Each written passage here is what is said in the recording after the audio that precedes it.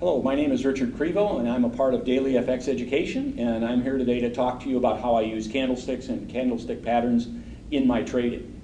Now, first I want to mention to you, and you're probably aware of this, there are a lot of candlesticks and candlestick patterns that are out there.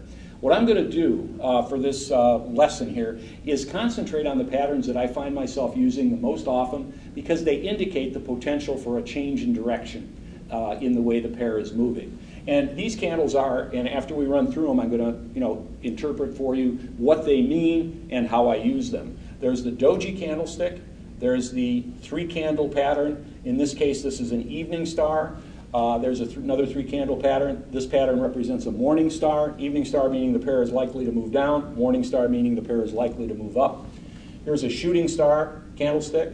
Here's a hammer candlestick. Shooting star indicates the pair is likely to reverse to the downside. Hammer indicates it's likely to reverse to the upside.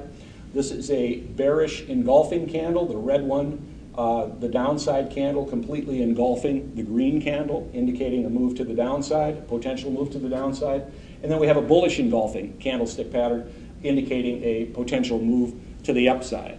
Now, what I want to emphasize here to a degree is we want to make sure that before we base a trade on a candle, we want to make sure that that candle is closed. And by that I mean, let's say if you're looking at a certain candle on, let's say, an hour chart. Let's say we're looking at this doji on an hourly chart. And we're 30 minutes into the hour. And that candle looks just like that. It looks like a doji. A trader can't say, there's a doji candlestick there. I'm going to base my trade on that. Because 30 minutes from now, when that chart closes, that doji that looks like a doji right now might not be a doji 30 minutes from now, based on price action. So we can't declare something a doji or a shooting star or something along those lines until it actually closes as that particular pattern. We don't want to, base our trades on erroneous candle patterns. Now, the way I use these in trading is, let's say, for example, I'm looking at a level of resistance, and I see this evening star candlestick pattern forming right below or right around this level of resistance. What this tells me is that the pair has pushed up, buyers have pushed the price up. They've tried to push it up a little bit more, but they weren't as successful because this is a shorter candle. And then the third candle in the pattern, once that closes, it's a strong move to the downside. Now that indicates to me that the buyers have kind of lost control here. They haven't been able to push the price up enough, and they've kind of given way to the sellers at this point. So in this situation, after the close of this third candle, a trader could go short and place their stop just above the highest wick here in this third candle. And the same thing would be true here if I see this level of support right where my marker is, my level of support right here, and the pattern is forming around that level of support. Again, sellers have pushed the price down. They've pushed it down a little bit more. They weren't able to sustain that, and the pair has now moved to the upside. So at the close of this third candle, I'd be able to go long, and I would put my stop right about there.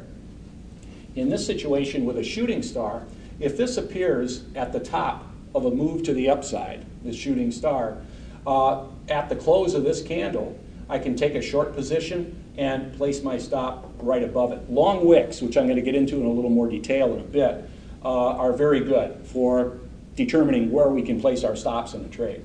And this is a hammer candle, and if this appears at the bottom of a move to the downside, this is going to show kind of the reverse of what we saw in the shooting star, that sellers have been pushing the price down and down, but they got it down to this level, but they couldn't maintain it, and buyers, pushed it back up to this point.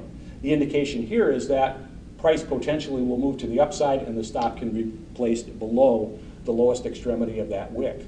And then the bearish engulfing and the bullish engulfing candles. Here we have a bearish engulfing candle. If this appears, let's say, at the top of a move or an upside move, and we also have a resistance level up here at the top, and we get this bearish engulfing candle, which completely engulfs, hence the name, the green bullish candle. The idea here is that a move to the downside will ensue. So we want to wait until this candle closes, and then we can go, okay, we've got our bearish engulfing formation, and then we can place our stop right above.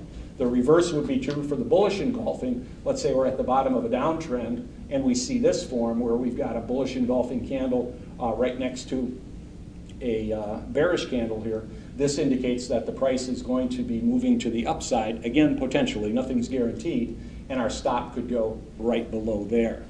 So, like I've mentioned to you, as far as stop placement goes, candlesticks and their wicks are very significant as to how we can use them and how we can employ them. What I want to mention here too, because I bring the trend, what is the direction of the daily trend, into my trading all the time. And if I can get a signal from a candle or candlestick pattern that encourages me to take a trade in the direction of the trend, that's going to be good. I'm looking for that because that's going to be a higher probability trade, a higher probability entry. Here's what I mean by that. Let's say the daily trend is to the upside, and the pair is moving up, and then we get a pullback to a support level here.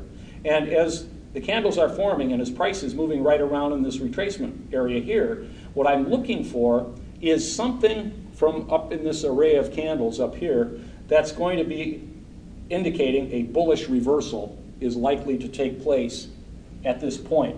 So I'd be looking for example, let's say maybe a morning star pattern to be forming along this line. I'd be looking for a bullish engulfing pattern to be forming along that line.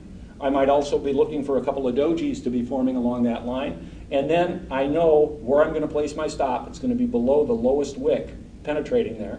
And then once that bullish candlestick pattern occurs, then I'm going to get long, and hopefully the pair will move to the upside after that occurs.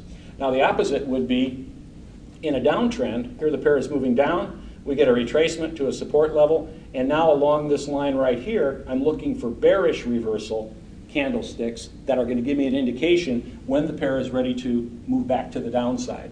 And that could be some dojis that are forming along there. That could be an evening star pattern that's forming along there, or a bearish engulfing pattern that's forming along that line. And that would be what I'd be looking for in that type of a scenario. Now, I mentioned long wicks a little bit earlier.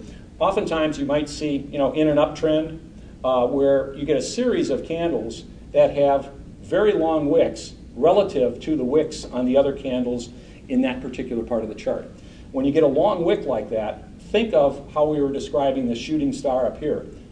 Buyers pushed the price up to this level. Buyers pushed the price up to that level, but they could not sustain it at that point.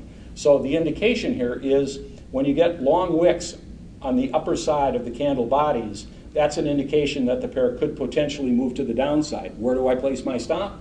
Just above the top of the tallest wick. And the opposite would be true in a situation if I had long wicks below the bodies. That's an indication that the pair is going to move to the upside, and I can place my stop below those wicks that were down below the bodies of the candles. Okay, I hope that was helpful to you as far as how I use candlesticks and candlestick patterns in my trading, and it was good to be here with you today, and I hope you found this beneficial. Good luck in your trading.